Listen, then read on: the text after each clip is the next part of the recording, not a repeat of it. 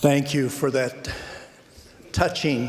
Merci pour cette chanson si émouvante, si précieuse. Mes frères bien-aimés, je souhaite ce soir vous donner quelques conseils concernant vos prises de décision et vos choix. Quand j'étais jeune avocat dans la région de la baie de San Francisco, notre cabinet travaillait pour la société qui produisait les dessins animés Charlie Brown pour les émissions de télévision des fêtes de fin d'année. Je suis devenu fan de Charles Schulz et de sa création Peanuts, avec Charlie Brown, Lucy, Snoopy et d'autres personnages merveilleux. Dans l'une de mes bandes dessinées préférées, il y avait Lucy. Si je me souviens bien, l'équipe de baseball de Charlie Brown joue un match important. Lucy joue au champ droit et une balle haute vient sur elle. Toutes les bases sont occupées et c'est la 9e manche. Si Lucy attrape la balle, son équipe gagne. Si elle la lâche, la victoire revient à l'autre équipe. Si elle la lâche, comme on le voit dans les bandes dessinées, toute l'équipe est autour de Lucy pendant la descente de la balle. Lucy se dit, si j'attrape la balle, je serai l'héroïne. Si je ne l'attrape pas, je serai la risée de tous. La balle descend, et sous les regards de ses coéquipiers crispés, Lucy la laisse échapper. Écœuré, Charlie Brown jette son gant à terre.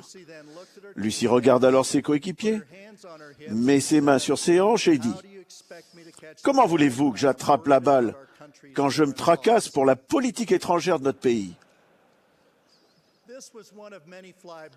C'était une des nombreuses balles que Lucy avait ratées au fil des années. Et chaque fois, elle avait une nouvelle excuse. Bien que toujours amusantes, les excuses de Lucy étaient des prétextes. Elles n'étaient pas les véritables raisons de son incapacité d'attraper la balle.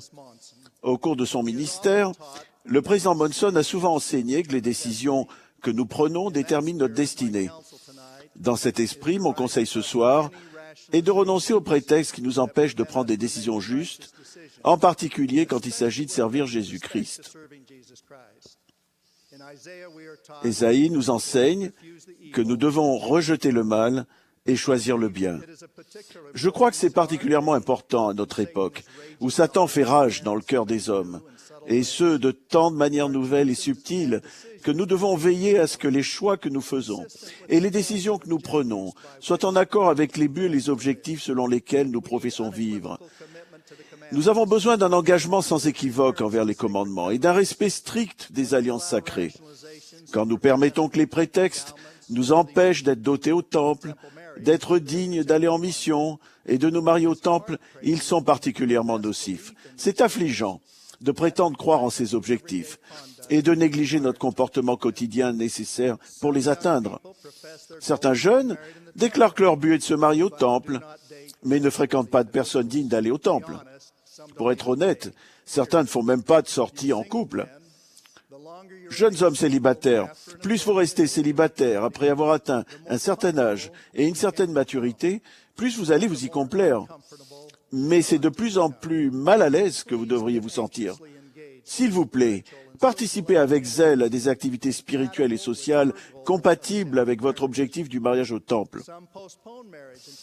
Certains retardent le mariage jusqu'à la fin de leurs études et l'obtention d'un emploi. Bien que cela soit très couramment accepté dans le monde, ce raisonnement n'est pas une preuve de foi, n'est pas en accord avec les conseils des prophètes actuels et n'est pas compatible avec la saine doctrine. J'ai récemment rencontré un adolescent plein de qualités.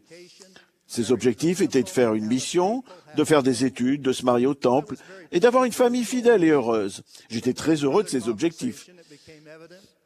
Mais au cours de notre conversation, il m'est clairement apparu que son comportement et ses choix n'étaient pas en accord avec ses objectifs.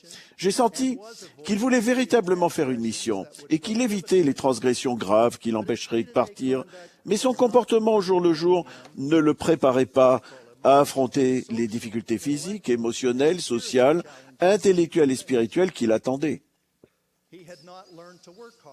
Il n'avait pas appris à travailler dur. Il ne prenait pas trop au sérieux l'école ou le séminaire.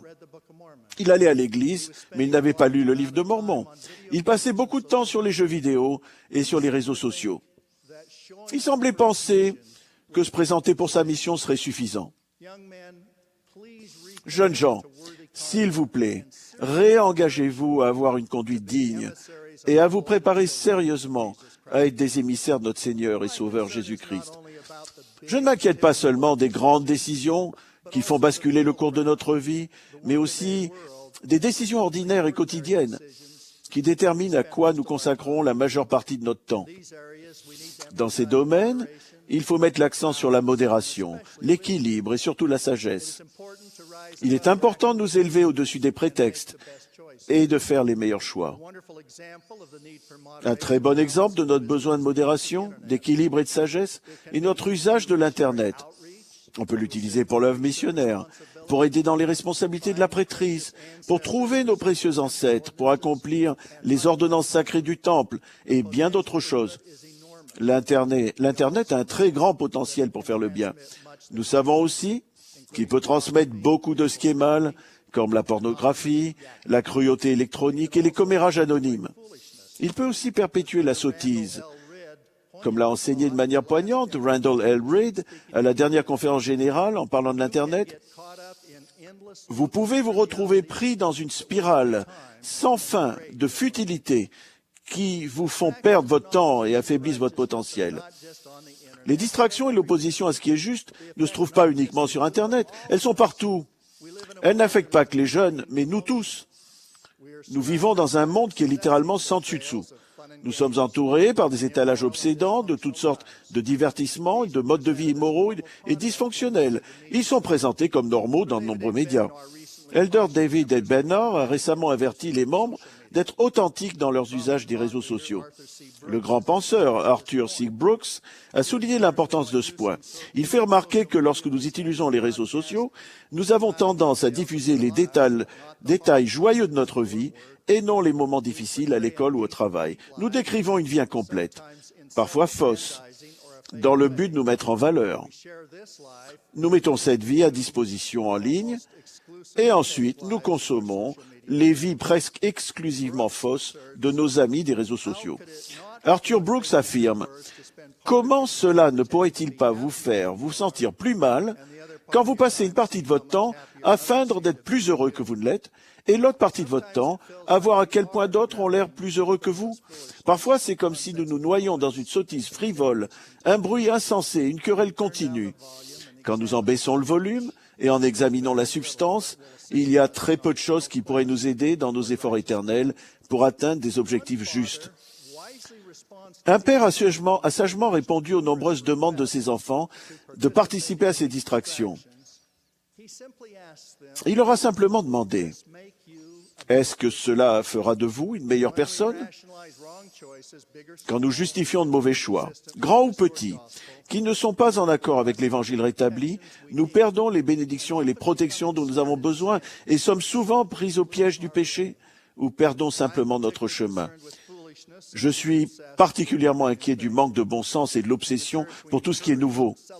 Dans l'Église, nous encourageons et accueillons toutes les sortes de vérités de connaissances. Mais quand la culture, la connaissance et les mœurs sont séparées du plan de bonheur de Dieu et du rôle essentiel de Jésus-Christ, il y a une désintégration inévitable de la société.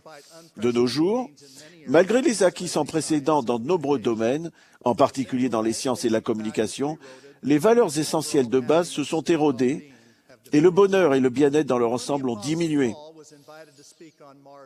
Quand il fut invité à prendre la parole à l'Aréopage, l'apôtre Paul rencontra certaines des mêmes prétentions intellectuelles et la même absence de véritable sagesse que celle qui existe aujourd'hui. Dans les Actes, nous lisons ce récit. « Or, tous les Athéniens et les étrangers demeurant à Athènes ne passaient leur temps qu'à dire ou à écouter des nouvelles. » Paul mit l'accent sur la résurrection de Jésus-Christ. Quand la foule comprit la nature religieuse de son message, certains se moquèrent de lui. D'autres le rejetèrent simplement, disant « Nous t'entendrons là-dessus une autre fois. » Paul quitta Athènes sans obtenir de succès. Le doyen Frédéric Farrar a écrit au sujet de cette visite « Il n'a fondé aucune église à Athènes. Il n'a écrit aucune épître aux Athéniens. Et bien qu'il soit passé souvent dans le voisinage d'Athènes, il n'y a plus jamais mis les pieds. » Dallin H. Oaks, faisant la différence entre bon, mieux et encore mieux, nous donne une manière efficace d'évaluer nos choix et nos priorités. Beaucoup de nos choix ne sont pas intrinsèquement mauvais, mais s'ils absorbent tout notre temps et nous empêchent de faire les meilleurs choix, ils deviennent insidieux. Il faut évaluer même les efforts louables pour savoir s'ils deviennent des distractions qui nous éloignent des meilleurs objectifs. J'ai eu une discussion mémorable avec mon père quand j'étais adolescent. Il pensait que trop peu de jeunes se concentraient ou se préparaient pour d'importants objectifs à long terme, comme obtenir un emploi et subvenir aux besoins de sa famille. De bonnes études et une expérience professionnelle préparatoire ont toujours été les principales priorités recommandées par mon père. Il appréciait le fait que des activités extrascolaires, comme les débats et la représentation des élèves, pourraient avoir un lien direct avec certains de mes objectifs importants. Il était moins sûr de tout le temps que je passais à jouer au football, au basketball, au baseball et à courir. Il reconnaissait que le sport pouvait renforcer physiquement, faire gagner en endurance et améliorer le travail d'équipe, mais affirmait qu'il vaudrait peut-être mieux me concentrer sur un seul sport pendant moins de temps. À ses yeux, le sport était une bonne chose, mais pas la meilleure pour moi. Il s'inquiétait de ce que certains sports visaient à l'acquisition d'une renommée locale aux dépens d'objectifs plus importants à long terme. Compte tenu de cet historique, une des raisons pour lesquelles j'aime le récit de Lucie, jouant au baseball, est qu'aux yeux de mon père, j'aurais dû étudier la politique étrangère et non me soucier d'attraper la balle ou non. Je dois préciser que ma mère a adoré le sport. Seule une hospitalisation lui aurait fait manquer l'un de mes matchs.